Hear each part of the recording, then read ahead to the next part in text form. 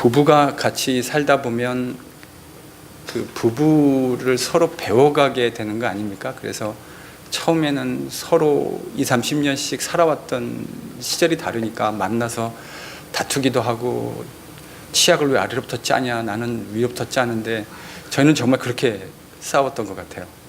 마음에 안 드는 거죠. 저는 밑에서부터 짜는데 집사람 위에서 막 짜면 다음날 아침에 가보면 위에가 이렇게 들어가 있는 거죠. 불편하죠. 서로 다른 사람이 같이 산다고 하는 것이 참 쉽지 않은 일인 것을 여러분의 인생을 통해서 경험하지 않으셨습니까?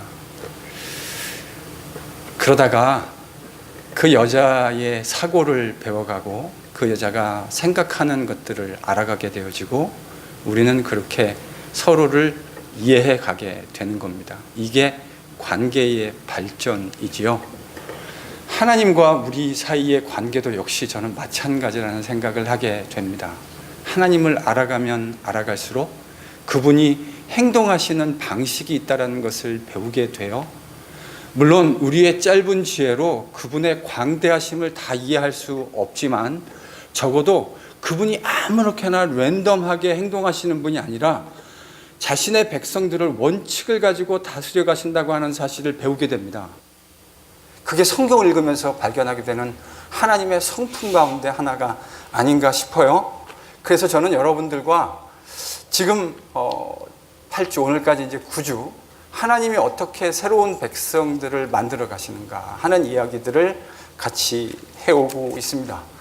아브라함이 오늘 김 집사님 기도하신 것처럼 아브라함이 주인공이 아니라 이삭이 주인공이 아니라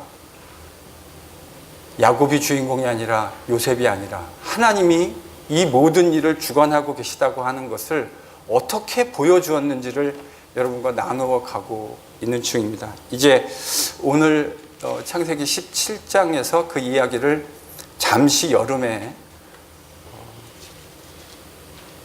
마감을 해야 될 것 같아요. 오늘 이야기를 하고 저는 하나님의 방식을 좇아서 우리의 육신의 마음은 그걸 원하지 않았지만 하나님이 빨리 해주시기를 원했지만 우리가 이해할 수 없는 그 하나님의 부요하심과 지혜의 풍요로우심은 또 다른 약 3개월여 기간의 기다림을 요구하십니다.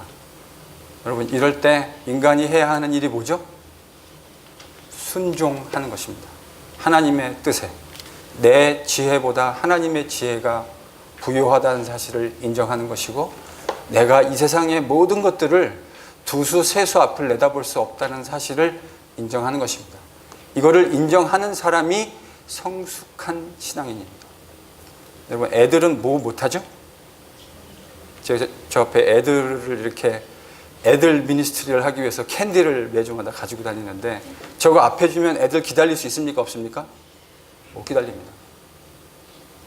근데 어른이 된다고 하는 것은 뭐를 의미하는 거죠? 그 하나님의 신실하심을 믿고 참아내고 기다리고 인내한다는 것을 의미합니다. 그래서 지난 시간에 얘기했던 것처럼 성숙한 사람은 기다릴 줄 아는 사람입니다. 기다림은 절대 우리에게 거저 주어지지 않습니다. 하나님은 자기의 백성들을 기다림이라고 하는 연단의 과정을 통해서 성숙하게 만들어 가십니다. 왜냐하면 그 기다림은 우리 아버지가 가지고 계신 가장 극명한 캐릭터이기 때문에 그렇습니다. 여러분, 하나님이 오늘 다른 나라 말이 써져 있죠. 철교 제목에. 제목이 뭐라 되어 있습니까? 엘샤다이. 엘샤다이가 무슨 말입니까? 전능하신 하나님. 전능자 하나님. 76세의 아브라함을 찾아오셔서 하나님은 아브라함에게 믿을 수 없는 기막힌 약속을 해주셨습니다. 내가 너를 축복하겠다. 너를 축복하는 자를 축복하고 너를 저주하는 자를 저주하겠다. 아브라함을 위한 약속만이 아니었죠. 이것은 아브라함과 그의 후손, 멀리 바라보신 하나님의 약속이었습니다. 그런데 그 약속을 받아들고 채 10년이 지나지 못해서 아브라함과 사레의 인내심은 끝에 도달했습니다. 그래서 그들은 하갈이라고 하는 자신의 방법을 만들어냈어요. 하나님은 우리처럼 팥죽 끓듯이 그렇게 끓으시는 분이 아닙니다. 여러분, 이 일이 있고 난 다음에 하나님이 바로 나타나셔가지고 에라 이 인내심 없는 놈아 이렇게 하지 않으시고 하나님은 또 13년을 기다리십니다.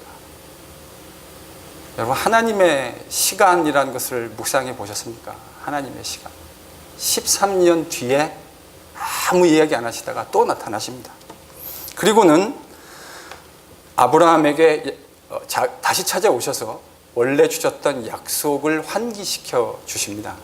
여러분, 근데 아브라함이 지금 어떤 상태였을 것이라고 생각하십니까? 아브라함이 신실한 모습으로 하나님의 약속을 잘 기다리고 있었습니까? 저를 그렇게 명랑하게 바라보시면 답이 없죠? 여러분, 16절, 17절 한번 보실까요? 뭐라고 돼 있나? 한번 같이 읽어보겠습니다. 본문에 포함시키진 않았지만 16절, 17절 저희 같이 읽습니다. 시작. 내가 그에게 볼 주어 내게 아들을 낳게 해주며 내가 그에게 볼 주어 그를 여러 민족의 어머니가 되게 하리니 민족의 여러 왕이 그에게서 나리라.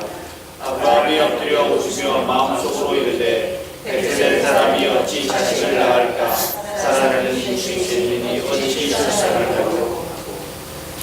그럼 지금 아브라함이 어떤 상태죠? 지금요? 99세가 됐는데 13년 만에 나타나신 20여 년 전에 너에게 아들을 주겠다고 약속하셨던 그 하나님의 약속은 그대로 있는데 그것이 지금 현실로 이루어지지 않은 상황이에요.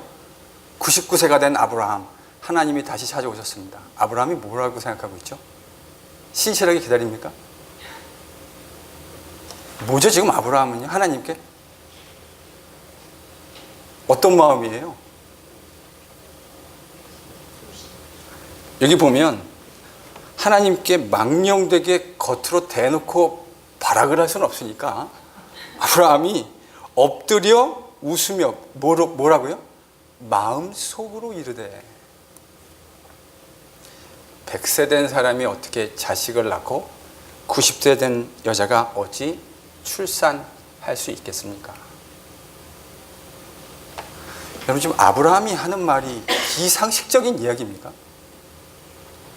지극히 상식적인 이야기죠. 아니, 100세가 된 남자가 어떻게 아이를 낳습니까?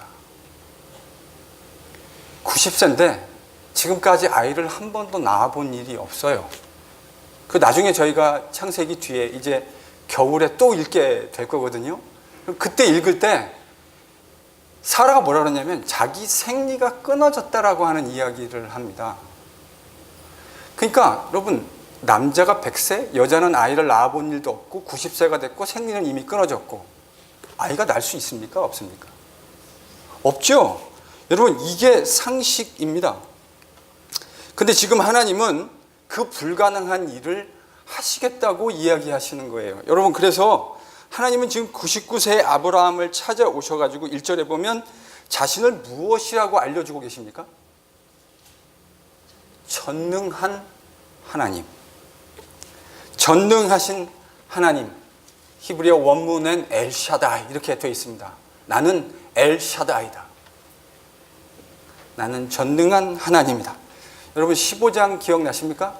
그돌라오멜 연합군으로부터 생명의 위협을 받은 아브라함이 두려워서 떨었습니다. 하나님은 나타나서 뭐라고 자기를 계시하여 주셨습니까? 나는 너의 방패다. 나는 너의 기업이다. 이렇게 말씀해 주셨던 하나님이 지금 100세의 아이를 낳을 수 없는 상식으로 불가능한 상황에 아브라함을 찾아오셔서 90세에 더 이상 생리도 하지 않는 할머니 사라를 찾아오셔서 하나님께서 그 출산이 가능하게 하시겠다고 하는 약속을 아브라함에게 주시는데 그러면서 자기 자신을 나는 엘샤다이다 이렇게 소개하고 계시는 거예요. 여러분, 이 일은 온전한 하나님의 창조 행위입니다. 제 기억에 80세쯤 된 할아버지가 젊은 여자와 결혼을 해서 애를 낳았다고 하는 해외 토픽을 본 기억이 있습니다. 몇 세요? 80세쯤 된 할아버지가 젊은 여자와 결혼해서 애를 낳았다는 이야기를 본 해외 토픽 기억이 있습니다. 근데 지금 이 상황은 아브라함 몇 세죠? 99세. 사라는요?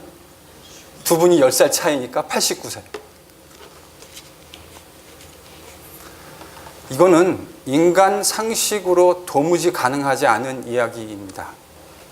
그런데 하나님은 그런 아브라함에게 나타나셔서 자신을 전능한 하나님이라 소개하시면서 아브라함에게 이렇게 요구하시죠. 너는 내 앞에서 행하여 완전하라. 뭐라고 그러셨다고요? 너는 내 앞에서 행해서 완전해라. 여러분, 이 완전하다라는 말이 무슨 말입니까? 우리는 이 완전이라는 말을 들으면 도덕적 무결점, 이 정도를 쉽게 떠올리게 될 수 있습니다. 우리는 그런 것들을 완전이라고 생각하는데, 창세기 저자가 이 완전이라고 하는 단어를 근점 문맥에서 창세기 안에서 또 쓴 일이 있어요. 그게 뭐냐면 창세기 6장입니다. 창세기 6장에서 창세기 저자가 노아를 소개하면서 뭐라 그랬냐면 노아는 의인이요 당대의 완전한 자다 이렇게 소개했습니다. 여러분, 성경을 해석할 때 그 단어는 항상 문맥 속에서 해석을 해야 오해가 되지 않습니다. 예전에 제가 제자 훈련하는데 성도 한 분이 여기 와 이 본문을 읽고 오셔가지고 저한테 질문했던 기억이 있습니다. 목사님, 완전하다라는 말이 무슨 말입니까? 어떻게 인간이 완전할 수 있겠습니까? 이런 질문을 저에게 하셨어요. 그래서 제가 온화한 미소를 띠면서 집사님에게 이렇게 말씀드렸습니다. 집사님, 뭐가 중요하다고요? 문맥이 중요합니다. 하나님이 완전하다라는 말을 무슨 의도로 하셨는가? 여러분, 노아 홍수의 문맥 속에서 노아의 사명이 뭐였죠? 마른 땅에 방주를 짓는 것이었습니다. 그리고 그 방주를 짓고 사람들에게 이제 몇 날이 지나지 않으면 하나님이 이 세상을 물로 심판하실 것인데 당신들은 그 전에 방주 안으로 들어오면 하나님이 살려주시겠다고 말씀하셨습니다. 여러분, 노아의 이 말을 들은 노아 당대의 사람들의 반응이 어땠을까요?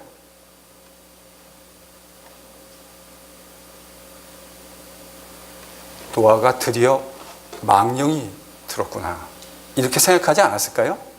노아, 저분이 나이가 많이 드시더니 이제 정신이 혼미해지셨구나, 오락가락 하시는구나 이렇게 생각했을 겁니다. 아무도 그 말을 믿지 않았어요. 나이 많으신 노인의 농담 정도로 생각했습니다. 그런데 누구는 믿었죠? 노아는 믿었습니다. 아버지가 말씀하신 그 일이 분명히 이루어질 것이라는 사실을 믿고 그는 아버지가 말씀하신 대로 그대로 행했습니다. 방주도 짓고 사람들에게 가서 하나님의 임박한 심판에 대해서 이야기했습니다. 바로 그런 노아의 성품을 묘사할 때 창세기는 노아가 당대의 완전한 자다라고 설명하고 있는 거예요. 자, 그러니까요, 문맥 속에서 완전하다는 말은 그 사람의 도덕적으로 무결점한 인품을 가리키는 것이 아니라 아무도 믿을 수 없는 이야기를 하고 있는데 그 하나님의 말씀이 반드시 이루어질 것이라는 사실을 틀림없이 의심하지 않으면서 믿고 그 믿은 그대로 행하는 것을 뭐라고 얘기하고 있다고요? 완전하다라고 얘기하고 있다고요. 하나님이 지금 아브라함에게 이 문맥에서 너는 내 앞에서 완전하게 행하라, 내 앞에서 행해서 완전해져라, 이 말이 무슨 말입니까? 그러면 하나님 이렇게 말씀하시는 거죠. 나는 전능한 하나님이다, 너는 내 앞에서 행해서 완전해라. 이 말은 풀어서 설명하면 이런 거예요. 하나님이 지금 99세의 아브라함에게 나타나셔서 인간적으로는 도무지 믿을 수 없는 이야기를 하고 계십니다. 완전히 불가능해 보이는 이야기를 하고 있는데 그 사실을 뭐 하라는 거예요? 믿고 그대로 행하라는 겁니다. 이게 지금 하나님이 아브라함에게 완전을 요구하시는 그 말 속에 담겨진 의미입니다. 여러분, 완전해지기가 쉬울까요? 어려울까요? 100세에 여러분의 연세가 100세가 되셨는지 모르겠지만 100세가 돼서 하나님이 여러분에게 아들을 주겠다. 여러분, 이 말을 믿는 것이 얼마나 어려운 일입니까? 한 번도 비가 내려서 세상이 심판을 받아본 적이 없는데 사람들에게 그 하나님의 지엄한 명령을 이야기하는 일이 쉬운 일입니까? 그거를 믿는 일이 쉬운 일이에요. 하나님은 우리 인생에 때때로 이 같은 상식을 뛰어넘는 일들을 요구하실 때가 있습니다. 제가 왜 그렇게 요구하신다고 말씀드렸죠? 우리의 믿음이 진일보하기 위해서입니다. 하나님이 늘상 일반적인 일들도 많이 하시죠. 아주 상식적인 일들을 많이 하세요. 그 속에서도 우리의 믿음이 자라나기는 합니다. 그러나 이런 하나님의 엘샤다이, 전능하신 하나님을 경험하게 될 때 우리는 진짜 하나님을 경험하게 돼요. 그리고 우리의 믿음이 성숙하게 진일보하게 되는 것을 경험하게 됩니다. 믿는 일이 절대 쉬운 일이 아닙니다. 이것을 잘 아셨던 하나님, 아브라함에게 두 가지를 명령하십니다. 첫 번째 명령은 아브람과 사레의 이름을 바꾸는 일입니다. 여러분 4절과 5절을 같이 한번 읽어보실까요? 하나님이 뭐라고 명령하셨는지요? 같이 읽습니다. 시작. 보라, 내 언약이 너와 함께 있으니 너는 여러 민족의 아버지가 될지라. 이제부로는 내 이름을 아브라함이라 하지 아니하고 아브라함이라 하리니 이는 내가 여러 민족의 아버지가 되게 함이니라. 여러분, 잘 믿지 못하는 아브라함에게 찾아오셔서 하나님은 아브라함을 배려하십니다. 그리고 그에게 이름을 바꾸라고 이야기하세요. 원래 이름은 아브람이었습니다. 아브람이라는 말은 아마 아버지 데라가 지어준 것이라고 저희가 추정할 수 있는데 존귀한 자라고 하는 의미를 담고 있습니다. 아브람이라는 의미가. 근데 아브라함, 우리말로는 한 끝이 바뀌었죠. 아브라함에서 아브라함으로 바뀌었는데 의미는 상당히 많이 바뀌어집니다. 아브라함이라는 말은 열국의 아버지, 열국의 아비라고 하는 의미를 담고 있습니다. 여러분, 이 이름을 짓는다는 거에는 그 아버지의 희망이 담겨져 있는 거 아닙니까? 예전에는 저는 이제 할아버지가 이름을 지어주셨는데 제 이름이 뭔지는 아시죠? 편안할 강지택자. 그러니까 편안한 집이 된다. 여러분, 저의 아버지 때 어떤 일이 있었는지를 제 이름을 통해서 추측하실 수 있겠습니까? 집이 어려웠던 것 같아요. 제가 들었던 얘기를 들으면 아버지하고 어머니의 관계를 할아버지가 인정해 주지 않으셨던 거죠. 그래서 이제 긴 스토리인데 나중에 성경 공부할 때 제가 이 긴 이야기는 겨울에 와서 하도록 하고요. 그래서 제 이름이 강택입니다. 편안한 집을, 가정을 만들어내라. 너로. 사실은 제가 피스메이커였어요. 저희 집에. 받아들이지 않았던 며느리를 저로 인해서 받아들이게 되신 거거든요. 그래서 할아버지가 이름을 강택 이렇게 해줬어요. 이 사실을 잘 알고 있었던 저도 20여 년 전에 저희 큰 아들을 낳고 이름을 현빈이라고 지었습니다. 네, 여러분이 알고 계시는 탤런트 현빈과 같은 이름입니다. 물론 탤런트 현빈은 그 당시에 제가 저희 아들의 이름을 지을 때는 세상에 알려지지 않은 사람이었습니다. 현빈, 나타날 현자에 향기빈이라고 하는 한자를 가지고 있어요. 그리스도의 향기를 네 인생을 통해서 네가 만나는 사람들마다 너의 말과 너의 행위와 너의 인격을 통해서 드러내라 라고 하는 저희 부부의 소박한 염원과 기도의 표현이었습니다. 여러분, 이름 함부로 짓는 거 아니죠? 여러분의 아이를 낳고 이름 아무렇게나 져주신 분이 계십니까? 그 아이의 인생을 내다보고 그 아이의 인생이 그렇게 되기를 희망하는 부모와 할아버지와 할머니의 표현이 이름에 담겨져 있는 거 아닙니까? 하나님이 심심해서 아브라함의 99년 동안 불려졌던 이름을 바꾸어 주신 것이 아닙니다. 하나님은 분명한 목적을 가지고 이 이름을 바꾸어 주셨어요. 아브라함, 열국의 아버지. 여러분, 아브라함이 이 하나님의 말씀을 듣고 즉각적으로 한 일이 뭘까요? 자기를 만나는 모든 사람들에게 이보게 내 이름 바뀌었네. 어제까지 아브라함이었는데 이제부터는 아브라함이라고 부르시게. 이렇게 된 거 아닙니까? 그러면 아브라함을 주변에서 평생 봐왔던 종, 또 그의 가족, 그의 친구들, 주변 친지들, 이웃들 계속 아브라함이라고 불렀는데 오늘부터 이제 뭐라고 불러야 되는 거죠? 아브라함.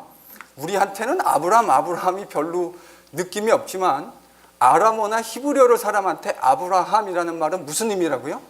열국의 아버지. 자, 제가 아브라함이라고 생각하고 여러분이 저를 만났습니다. 만나면 우리 그리팅 해야 되잖아요. Hello, 아브라함. 미국식으로 하면 Hi, 아브라함. 에이브라함. 여러분, 겉으로 여러분이 신사적이고 교양 있으시니까 말하지는 않겠지만 속으로 어떤 생각을 하실까요? 제 이름을 부를 때마다?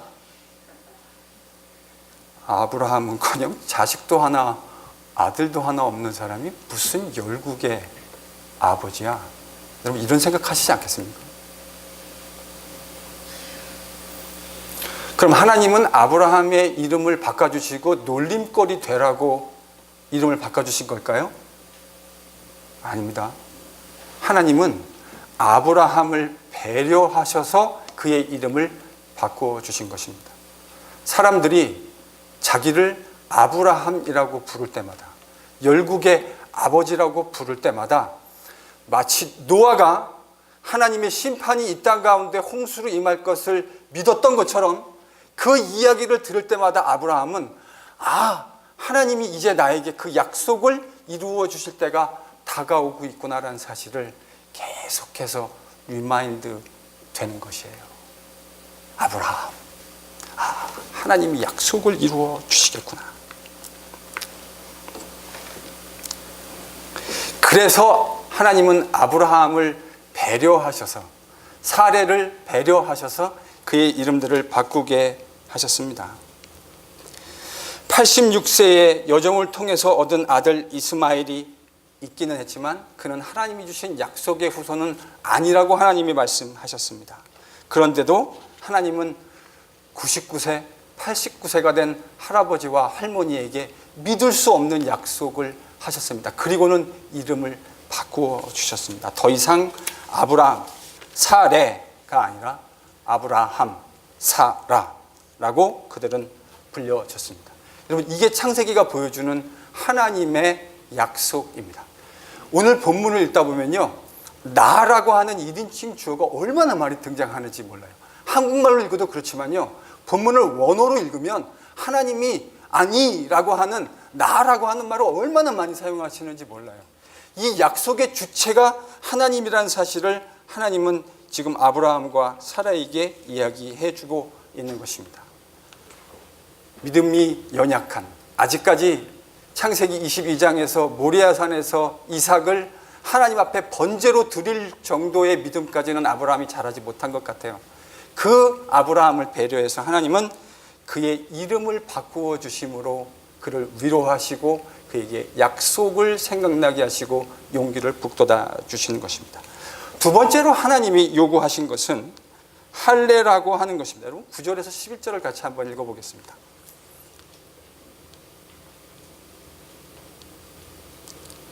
찾으셨으면 같이 읽습니다. 시작. 하나님이 또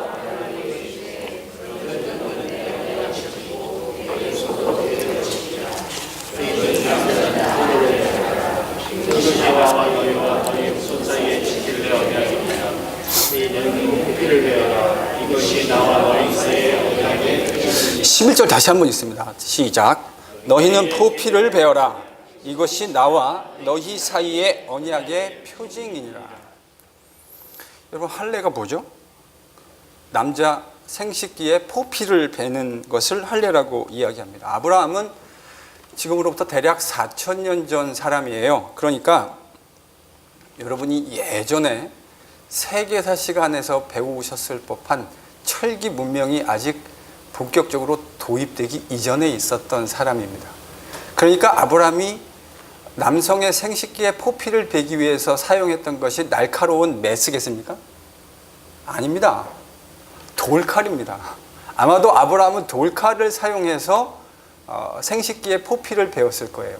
99세가 되고 이제 13세가 된 이스마엘을 비롯해서 그의 가정에 있는 종들과 친지, 친척들, 남자 모든 사람의 포피를 베었을 거예요.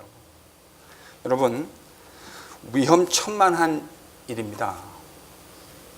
마취제도 발달하지 않았던 시대에 날카롭지 못한, 메스처럼 날카롭지 못한 돌칼을 들고 포피를 벤다고 하는 것, 살을 짠다고 하는 것은 이것은 매우 위험천만한 일입니다. 그런데요, 하나님은 지금 아브라함 아들에게만 이것을 하지 않고 누구에게도 이를 명령하고 있습니까? 그의 모든 후손, 심지어는 그 집에 있는 종들까지, 돈으로 사서 지금 아브라함의 집에 있는 종들에게까지 이 할례를 행하라고 명령하십니다. 그리고는 뭐라 그러시냐면 이것이 언약의 표징이 될 것이다, 이렇게 말씀하십니다. 뭐가 된다고요? 언약의 징표, 표징, 심볼이 된다고 하는 거죠. 카버넌, 심볼 오브 카버넌트가 된다고 하는 말인데, 여러분, 하나님이 언약의 징표로 주신 것들이 구약 성경에 보면 종종 등장하게 됩니다.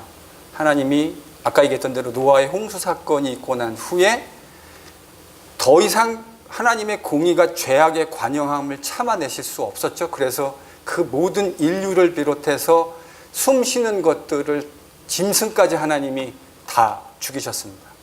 그런데 하나님이 그걸 보시고 좋지 못하셨어요.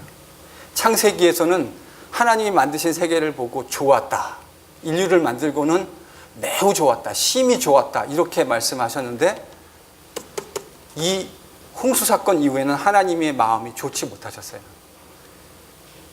그래서 하나님이 노아에게 뭐라 그러냐면 일방적인 약속을 주십니다. 언약을. 이제 후로는 내가 세상을 물로 심판하지 않을 것이다. 그리고 그 언약의 상징으로 뭘 주셨죠? 무지개예요. 근데 여러분 생각해 보셨어요? 왜 그 언약에 물로 심판하지 않겠다는 언약의 상징이 무지개여야 될 것인가?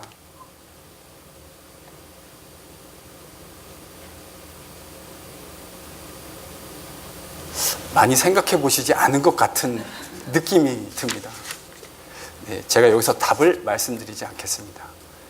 이 내용은 왜 그게 하필 언약의 상징이 무지개였는가 하는 것은 앞으로 저희가 하나님의 말씀을, 저는 구약과 신약을 이렇게 좀 통틀어서 하나님의 복음, 하나님 나라라는 관점으로 성경을 읽어가는 신학자입니다. 그래서 여러분들에게 성도들이 이해하기 편안한 말씀으로 제가 풀어서 성경 공부를 할 계획을 가지고 있어요. 언제요?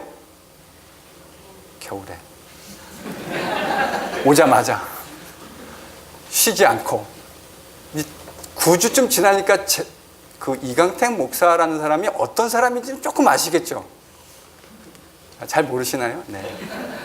앞으로 우리 길게 보여드리겠습니다. 어떤 사람인지는. 저는 이렇게 뭐 쇼오프하고 뭐 뻑적지근하게 뭐 이런 거 아주 그 질색하는 목사입니다. 저는 여행도 별로 안 좋아해요. 그냥 앉아가지고 내 집에 있고 내가 있는 연구실에서 연구하고 책 보고 식구들하고 같이 놀고 이런 거 좋아해요. 그러니까 어디 나가가지고 뭐 하자 그러면 저는 사실은 기본적으로 당연히 목사니까 해야 되긴 해야 되겠지만 그걸 막 좋아하는 사람은 사실 아니에요. 신방 가서 만나고 막 이런 거 그렇게 막 좋아하지 않아요. 근데 해야 되니까, 목사의 직무 안에 그게 있기 때문에 해야 되니까 기쁨으로 하려고 노력은 해요. 기쁨으로 하려고.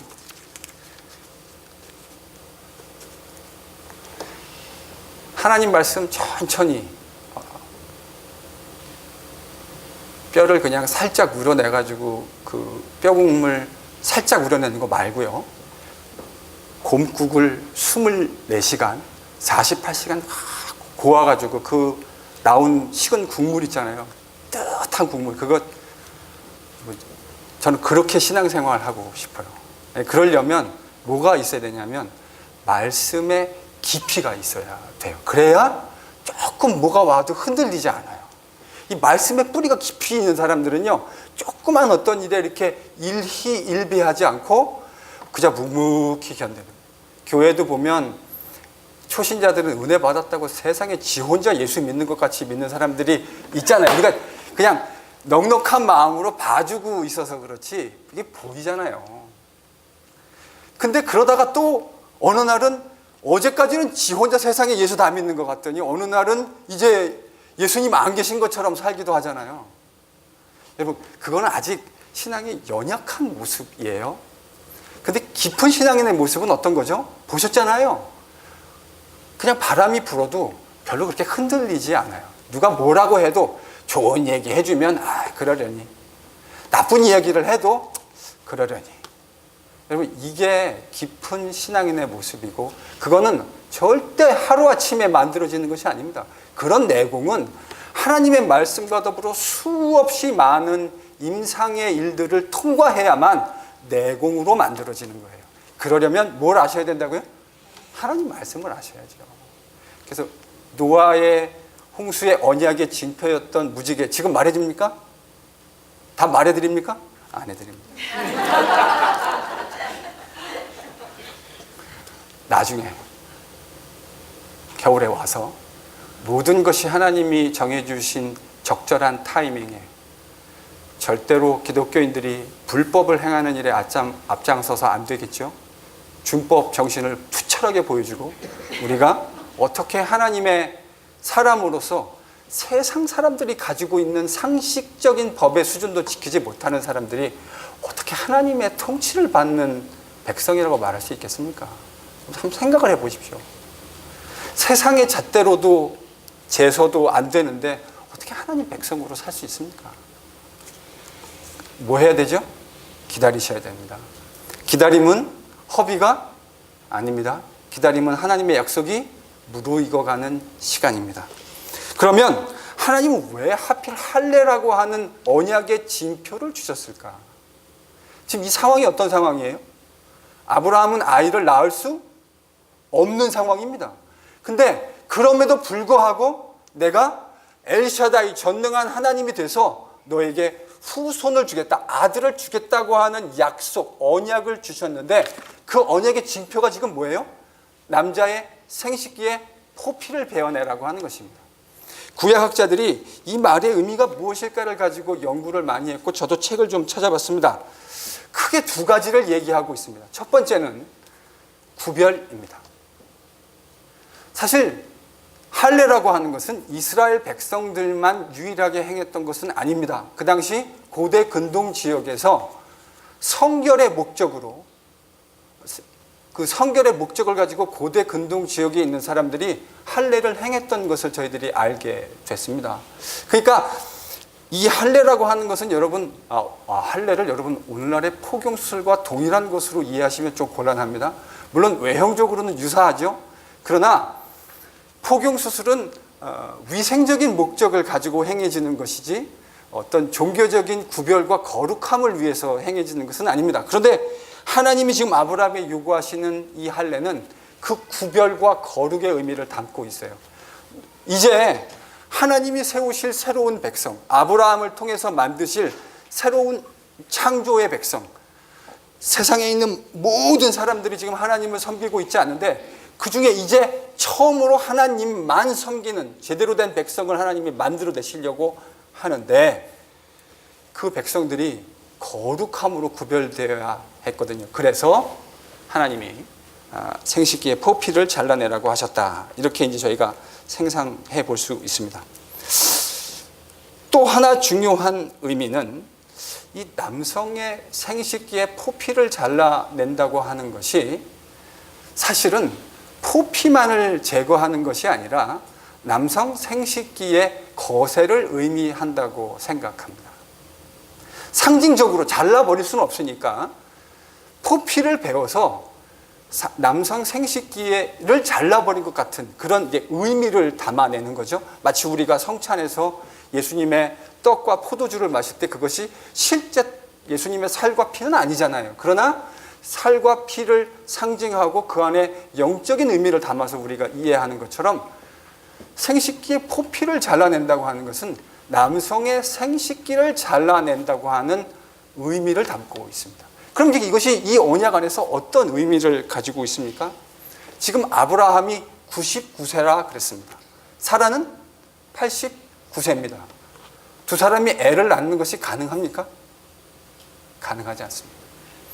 가능하지 않은 이 상황에서 하나님이 하나님의 주권적인 창조의 역사를 통해서 이제 후손을 아브라함과 그의 가족에게 허락해 주시겠다고 하는 약속입니다. 언약입니다.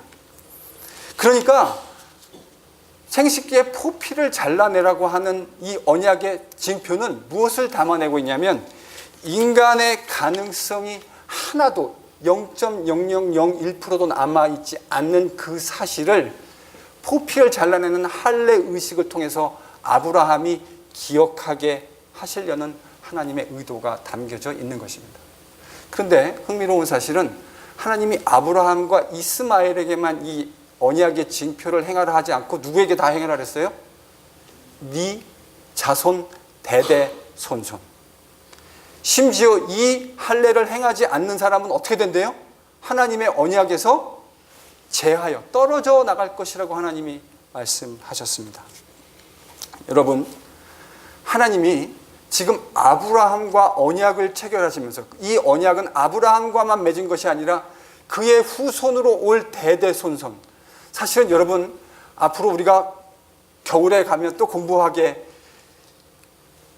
이 깊은 영적인 의미를 공부하게 되겠지만 아브라함의 유일한 영적인 후손이 누구십니까?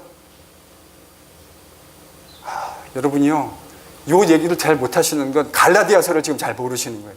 갈라디아서를 잘 이해하면 바울이 예수님이야말로 아브라함의 유일한 단 한 명의 영적인 후손이라고 이야기하고 있습니다.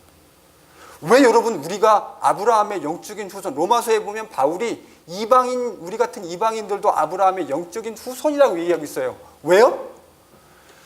유일한 아브라함의 영적인 후손이신 예수와 접붙임 바 되어서 믿음으로 그를 인정하고 그와 접붙임 바 되어서 우리가 그의 백성 되었기 때문에 우리가 영적인 아브라함의 후손이 되는 거예요.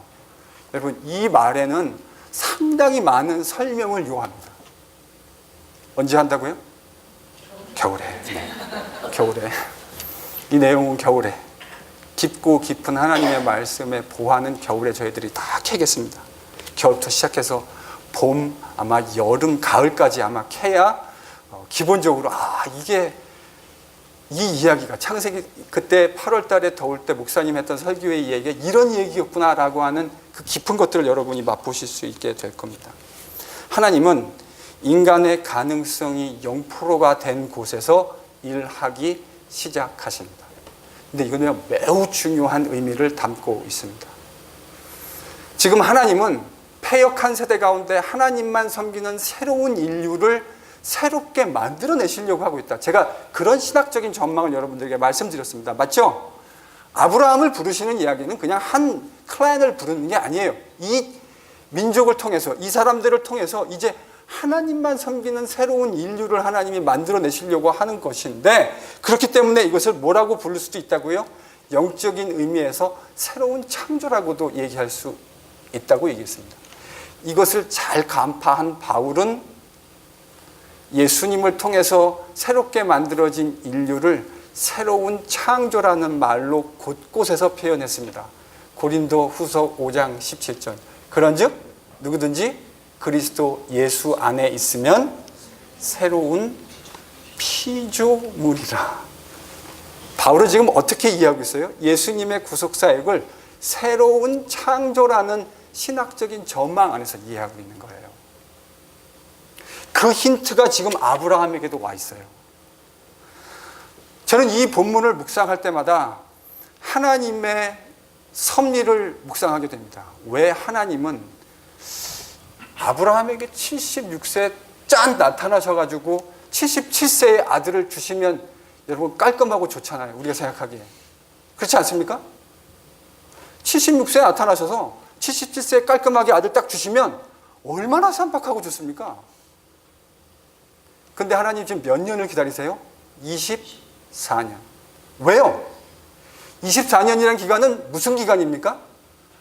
아브라함의 생식 능력과 사라의 생식 능력이 점점 드랍다운해서 영토로가 될 때 필요한 최소 시간이었습니다. 인간이 아무런 능력을 발휘할 수 없는 시점까지 하나님은 기다리셨습니다. 그리고 마침내 찾아오셨습니다. 그리고는 내년 이맘때, 이제 저희가 겨울에 오면 18장 읽는데 내년 이맘때에 아들이 너에게 생길 것이다. 기막힌 이야기를 해주시죠. 이거는 아브라함 한 가족의 이야기가 아닙니다. 아브라함의 이야기는 이제 예수 그리스도를 통해서 새롭게 만들어진 하나님만을 예배하는 새로운 인류를 바라보는 하나님 아버지의 원대한 비전이에요. 그 원대한 비전의 시작점에 있어서 여러분, 하나님이 지금 얼마나 많은 공을 들이고 있다는 느낌이 오지 않으십니까? 이삭 한 사람이 태어나는 이 과정에 하나님이 지금 어마어마한 공을 들이고 기다리고 있다는 사실이 느껴지지 않으세요? 왜 그럴까요? 그건요, 하나님이 앞으로 만드실 영적인 이스라엘, 예수를 통해서 세워질 영적인 아브라함의 후손 교회 역시도 인간의 능력이 0.00001%도 작용하지 않는 곳에서 하나님의 교회가 세워지고 하나님의 교회가 통치되어져야 한다는 사실을 우리에게 알려주시려고 하는 거예요. 그래서 하나님이 이렇게 뜸을 들이시는 거예요. 저는 이 하나님의 뜸을 들이심을 볼 때마다 전율하게 되어집니다. 왜냐하면 인간이 0.0001%의 가능성을 발휘할 수 없는 바로 그것에서 누구의 일이 시작되어진다고요? 하나님의 일이요. 근데 교회 안에 어려운 일들이 많이 발생하죠? 발생 안 하나요? 교회 안에 어려운 일들이 발생합니다. 교회 안에 힘든 일들이 생겨요. 여러분, 제가 목사잖아요. 제 타이틀이. 사람들이 저를 목사라고 불러요. 그럼 제 친구들은 대부분 뭘까요? 네, 제 친구들은 다 목사예요. 요즘 제가 만나서 교제하는 친구들 정말 다 목사예요. 그럼 목사가 만나면 무슨 얘기 할까요? 별로 안 궁금하시군요. 목사들은 만나면 사우나에서도 성경 얘기하고요. 조크도 성경으로 가지고 조크하고요. 교회 얘기하고 성도 얘기하고 그렇습니다. 지들이 어디 가겠습니까? 다 사는 게 그 바닥이니 고만고만한데 다 똑같은 이야기 하는 거죠. 그 이야기를 듣다 보면 목사들이 적지 않은 어려움을 겪는 것을 듣게 됩니다. 저는 담임 목회를 이제 처음 시작하는 거라 잘 몰라요, 사실은. 그 친구들이 이미 겪었던 이야기들을. 근데 그 겪은 이야기들을 들으면 그 이야기 속에 상당히 많은 문제들이 있는 것을 보게 됩니다. 듣게 되고 보게 되고. 제가 있던 교회를 통해서도 경험했고요. 친구들의 이야기를 통해서도 듣게 됩니다. 저는 제 친구 목사들이 완벽한 인간이 아니라는 것을 너무 잘 알고 있습니다. 우리말로 하면 그 인생의 꼬라지를 제가 너무 잘 알고 있기 때문에 그 친구들이 훌륭한데 교인들이 힘들게 한다. 저 이렇게 생각하지 않아요. 본인도 하나님 앞에서 단련돼야 할 게 있기 때문에 하나님 다 허락하시는 거예요. 여러분, 그거 믿으십니까? 어려운 일들 속에서 하나님이 왜 허락하시죠? 내 인격이 아직까지 더 많이 성장하고 변화돼야 하기 때문에 하나님 허락하시는 거예요. 아내를 바라보시면서 저 여자, 여러분 그렇게 바라보시면 안 됩니다. 그 여자를 통해서 내 인격이 성숙을 배워가는 성숙한 인간이 되어져 가는 거예요. 제가 가지고 있는 연약함이 아내에게 동일한 유익을 만들어낸 것과 마찬가지입니다. 여러분, 아브라함의 영적인 후손을 세우는 일에 하나님이 이렇게 공을 들이시는 것을 보면서 우리가 깨달아야 할 진리는 이겁니다. 하나님의 몸된 교회는 전적으로 하나님의 역사와 그분의 섭리와 순도 100% 하나님의 사역을 통해서 만들어지는 거예요. 믿으십니까? 거기 인간의 노력이 1%라도 들어갈 수 있습니까? 없습니까? 잘 대답하세요. 들어갈 수 있습니까? 없습니까? 우리는 있다고 생각합니다. 논리적으로는 없다고 생각하는데 우리의 프랙티스 속에서는 있다고 생각합니다. 있다고 착각합니다. 그래서 내가 교회를 위해서 무슨 희생을 하면 마치 자기가 혼자 모든 희생을 다 했다는 식으로 착각하는 성도들을 제가 얼마나 많이 봤는지 몰라요. 장로님인데 제가 이전에 섬기던 교회 장로님입니다. 자기가 교회를 위해서 엄청난 희생을 했다고 착각하고 계시더라고요. 제가 30대 전도사 때 그 모습을 봤는데 속으로 이렇게 생각했습니다. 진짜 꼴불견이다. 그 장로님이 여러분의 구속을 위해서 십자가에 달려 돌아가셨습니까? 그 집사님이 이 교회가 존재하기 위해서 생명 들여서 교회를 세우셨나요? 제가 그분들이 하는 수고를 폄하하자는 것이 아닙니다. 엄청난 수고를 하죠. 이 더운 여름에 땀 뻘뻘 흘리면서 아무도 알아주지 않아도 아이들 위해서 밥 지어내고요. 여러분 귀하죠. 우린 이거 귀하다고 생각해야 합니다. 그러나 그것이 이 은혜 장로교회를 존속하게 하는 것이 아니란 사실을 인정할 수 있어야 합니다. 그래야 교회가 행복해져요. 여러분 이거를 자꾸 착각하기 때문에 교회가 어려움에 빠지는 것을 저는 수도 없이 이민교회에서 보았습니다. 사랑하는 성도 여러분, 행복한 교회 만들고 싶지 않습니까? 만들고 싶지 않으세요? 그 행복한 교회를 만들기 위해서 우리가 기억해야 할 일이 있습니다. 우리가 하는 수고, 헌신, 땀방울, 기도 귀하죠? 귀하게 생각해야 됩니다. 그런데요, 그거는 태평양에다가 물컵 하나 들고 물 하나 붓는 것과 다를 것이 하나도 없습니다. 하나님이 이 몸된 교회를 세우기 위해서 하나님이 계획하시고 성자 아들 예수께서 자기의 몸을 들여 헌신하시고 순종하시고 부활하시고 그 사실을 성도들의 마음속에 오늘도 찾아오셔서 하나하나 깨닫도록 인지하시고 조명해 주시는 성령님의 사역이 있기 때문에 교회는 존재하는 거예요. 믿으세요? 그렇기 때문에 우리가 하는 수고 서로 긍휼히 여기면서 귀하게 여겨야 합니다. 저도 지금 9주 동안 95, 84 로컬 드라이브에 얼마나 많이 다녔는지 아시죠? 제가 운전을 이렇게 신물나게 많이 해본 거 정말 처음입니다. 여러분이 안 알아주시면 어떤 마음이 들까요? 섭섭하죠. 이 제일 어려운 게요. 교회의 제일 어려운 병이 섭섭병입니다. 교회의 제일 어려운 게 섭섭병이에요. 이거는요, 웬만한 명약도 듣지 않아요. 섭섭병에 걸리면. 근데 여러분, 섭섭병에서 치유될 수 있는 레머디, 치료약이 여기 있습니다. 내가 아무리 엄청난 일을 했다고 하더라도 내가 한 일은 죄인인 한 사람의 지극히 미약하고 연약한 일에 불과하다는 이 사실을 늘상 마음에 갖는 것이 우리를 건강하게 만듭니다. 교회를 건강하게 만들 뿐만 아니라 내 자신을 건강하게 만들어요. 여러분, 우리 꾸중 듣는 것보다 뭐 듣고 싶죠? 칭찬 듣고 싶고 다른 사람들이 잘한다고 말하면 기분 좋잖아요, 속으로. 근데요, 거기에 너무 탐닉하고 안주하지 마세요. 그건 사실 아무것도 아니에요. 진짜 아무것도 아닙니다. 저도 철없던 시절에요, 설교하고 나왔는데 집사님이나 장로님들이 아유 목사님 은혜 많이 받았습니다 이러면요, 제가 세상에서 제일 좋은 목사인 줄 알았어요. 세상에, 여러분, 아무것도 아니에요. 아무것도 아니고 정말 내가 지금 한 이 수고와 땀방울은 예수 그리스도께서 피 흘려서 이 교회의 터전을 세우신 것에 비하면 뭐라고요? 세 발의 피. 태평양에 뭐 붓기요? 태평양에 사이다 붓기, 스프라이트 붓기. 여러분 이거예요.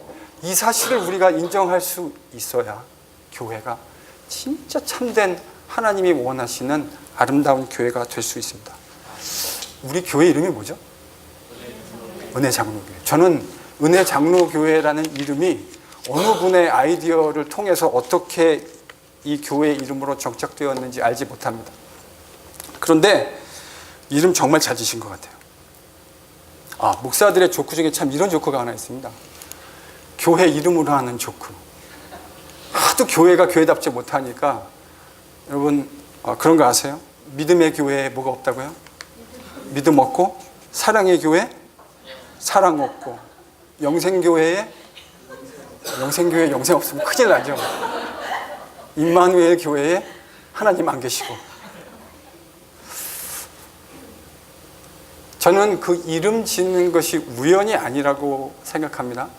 여러분이 어떤 고민의 과정을 통해서 이름을 지으셨는지 모르지만 하나님은 이 은혜교회가 은혜교회라고 하는 이름에 걸맞는 모습으로 지역사회, 로컬 지역 가운데 드러나시기를 뭐 하실까요? 기대하십니다. 우리가 해야 할 일은 그 일이에요. 우리끼리 좋게 잘 먹고 잘 놀고 이게 아니라 우리 교회가 이 웨스트 하포드 지역에 존재하기 때문에 달라져야 할 일들이 필요합니다. 그게 교회의 존재 이유고 교회를 드시면 끊임없이 그것을 고민해야 합니다. 그런 사람들을 만들어내기 위해서 애들을 끊임없이 교육하고 훈련해야 되고 성도들을 훈련하고 교육해야 합니다.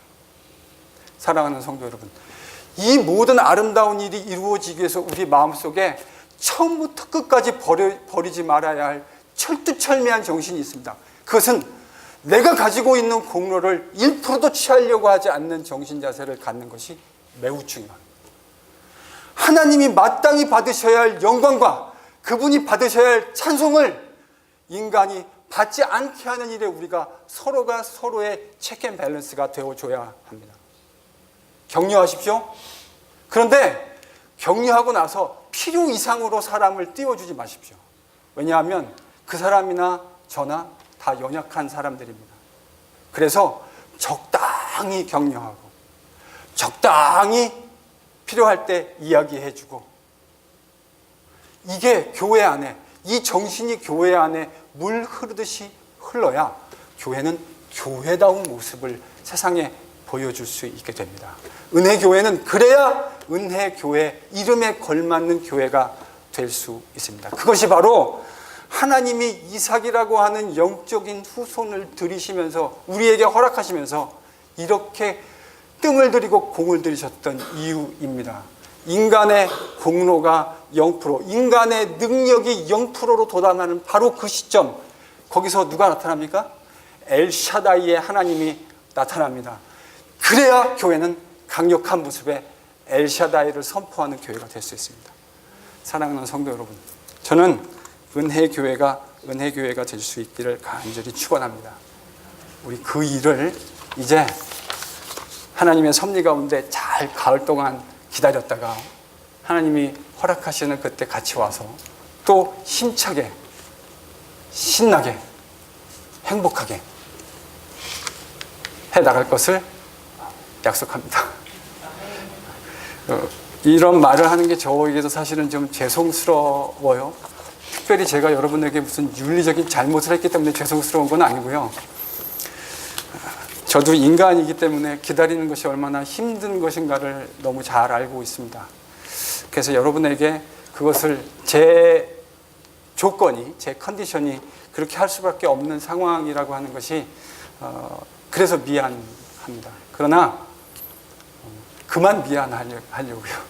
그만 미안해하고, 왜냐하면 제가 뭘 잘못한 건 아니니까. 그렇죠? 잘못한 건가요?